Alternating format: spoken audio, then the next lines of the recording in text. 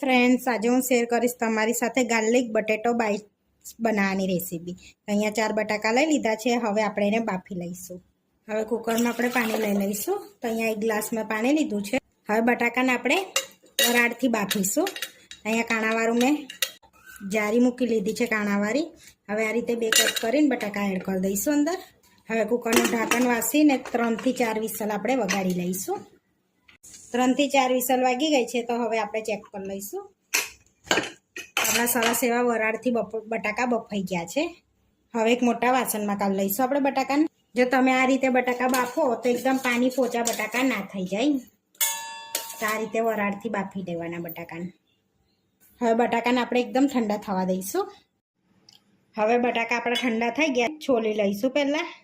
આ રીતે પહેલાં છોલી લઈશું આપણે બટાકાને। તો સરસ એવા પાણી પોચા બી આપણા બટાકા નથી થયા। બધા બટાકાને છોલી લીધા છે। હવે આપણે બટાકાને મેશ કરી લેવાના છે। આ રીતના એક બી ગાંગડો ના રહે ને એ રીતના મેશ કરી લેવાના છે સરસ એવા। તો સરસ એવા મેશ થઈ ગયા છે બટાકા, આપણે ગાંઠા વગરના, આમ ગાંઠો ના રહે ને એ રીતના। હવે આપણે એને લસણનો સ્વાદ આલવાનો છે, એટલા માટે આપણે લસણને તળી લઈશું પહેલાં। તો અહીંયા તેલ ગરમ કરવા મૂક્યું છે, તો તેલ ગરમ થઈ ગયું છે, તો 2 ચમચી લસણ એડ કરીશું અને લસણને આપણે તળી લઈશું। સહેજ કાચો સ્વાદ ના લાગે ને એ રીતનું આપણે તળી લેવાનું છે। 2 મિનિટ થઈ ગઈ છે, તો લસણ આપણું તળાઈ ગયું છે। તો આપણે હવે પ્લેટમાં લઈ લઈશું, તેલ નિતારીને એને આ રીતે। હવે લસણને પ્લેટમાં કાઢી છે, તો હવે આ રીતે આપણે ખલથી મેશ કરી લઈશું એને આ રીતે। તમે ખાયણીમાં બી વાટી શકો છો ને આ રીતે મેશ બી કરી શકાય છે ને। તો આ રીતે મેશ કરવાથી સરસ એ લસણ થઈ જાય છે। એક રસ થઈ ગયું છે આપણે આ રીતનું। હવે બધા મસાલા કરી લઈશું આપણે। હવે મેશ કરેલા બટાકામાં એડ કરી દઈશું આપણે આ લસણને। હવે એની અંદર સ્વાદ પ્રમાણે મીઠું એડ કરીશું આપણે। તો અહીંયા નાની ચમચી મીઠું એડ કર્યું છે મેં। થોડી હિંગ એડ કરીશું જેથી ટેસ્ટ સારો આવે અંદર। 1 નાની ચમચી ચીલી ફ્લેક્સ એડ કરીશું આપણે।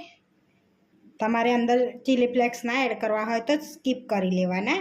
બાળકો માટે બનાવતા હોય તો સ્કીપ કરી લેવાના। એકદમ અડધી ચમચી મરી પાવડર એડ કરીશું। 1 ચમચી ધાણા એડ કરીશું।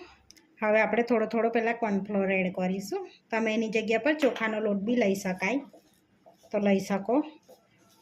તો સરસ આવું બધું મિક્સ કરી લઈશું। બધું સરસ મિક્સ કરી લેવાનું છે આપણે। હવે થોડો બચ્યો છે એ બીજો થોડોક એડ કરી દઈશું। તો અહીંયા ટોટલ મેં 3 ચમચી કોર્નફ્લોર એડ કર્યો છે। હવે બધું મિક્સ કરી લઈશું ને એક લોટ બંધાય ને એ રીતનો લોટ બાંધી લઈશું આપણે। તો આ રીતે આપણે એક ડો બાંધી દીધો, લોટ જેવું બાંધી દીધું છે, સોફ્ટ એવું સરસ આ રીતનું। હવે આપણે તેલવાળો હાથ કરી લઈશું અને આમાં થોડુંક આપણે લોટ લઈ બટાકાનો અને આ રીતના નાના બોલ્સ વાળી લેવાના છે, એકદમ સરસ એવા આ રીતના। તો બધા આ રીતે આપણે બોલ્સ વાળી લઈએ। આ રીતે જો તમે બનાવશો તો બાળકના લંચ બોક્સમાં બી આપી શકાશે અને તમારા અંદર ચીઝ છીનવું હોય તો ચીઝ પણ છીણી શકાય અંદર। તો આ બટેટો બાઇટ બહુ ઓછા ઇન્ગ્રીડિયન્ટ્સમાં જ બનીને તૈયાર થઈ જાય છે। ઘરમાં રહેલી સામગ્રીમાં જ બની જાય છે આ બટેટો બાઇટ્સ। તો આપણા બધા રેડી થઈ ગયા છે બટેટો બાઇટ, ગાર્લિક બટેટો બાઇટ રેડી કરી લીધા છે। હવે આપણે તળી લેવાના છે। તો અહીંયા તળવા માટે પહેલાં તેલ ગરમ કરી લીધું છે। હવે બોલ્સ એડ કરી દઈશું અંદર આપણે, બધા એડ કરી દઈશું। આ રીતે બધા એડ કરી દીધા છે। હવે આ રીતના પલટાવતા દઈશું આપણે આ રીતે અને ધીમા તાપે થોડીક વાર તળાવવા દઈશું આપણે। તો આપણે 2 થી 3 મિનિટ સુધી એને કૂક થવા દઈશું ને તો સરસ એવા ક્રિસ્પી આપણા પોટેટો બાઇટ રેડી થઈ જશે। આ રીતના બાઇટ તળાઈ ગયા છે, તો આ રીતનો કલર રાખવાનો છે। તો હવે આપણે બાઉલમાં લઈ લઈશું એને તેલ નિતારીને। અહીંયા પ્લેટમાં લઈ લઈશું આ રીતના આપણે। આ રીતે આપણે બધા તળી લઈશું। હવે બધા આપણે તળાઈ ગયા છે ગાર્લિક બટેટો બાઇટ। તો આપણે એને થોડીક સ્પાઇસી થોડોક કાઢવા માટે થોડોક આપણે પેરી મસાલો એડ કરીશું, સરસ ટેસ્ટ આવે ને એટલા માટે। અને અડધી ચમચી ચાટ મસાલો એડ કરીશું આપણે। અને 1 ચમચી ધાણા એડ કરી દઈશું આપણે. હવે બધું આપણે મિક્સ કરી લઈશું આ રીતે. તો આપણે બધું મિક્સ થઈ ગયું છે. હવે આપણે સર્વ કરી લઈશું. તો અહીંયા આપણે ગાર્લિક બટેટો બાઈટ લઈ લઈશું.